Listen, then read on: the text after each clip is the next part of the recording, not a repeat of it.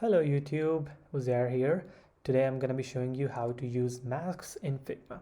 So let's get started. We have an image here. Now let's draw a shape. On top of it, we're going to be drawing an ellipse. Now I'm going to be holding Shift key to draw a perfect circle here. Now let's just place both the items on top of each other. Now make sure that the image is on top of the ellipse in the layer panel. Now select both of these items and choose that mask option on in the toolbar.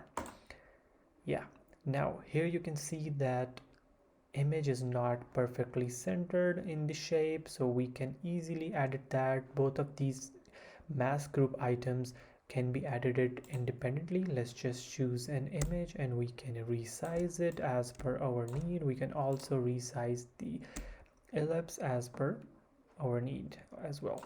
So yeah, now that's pretty much it. We have a perfect mask object here. Thanks guys.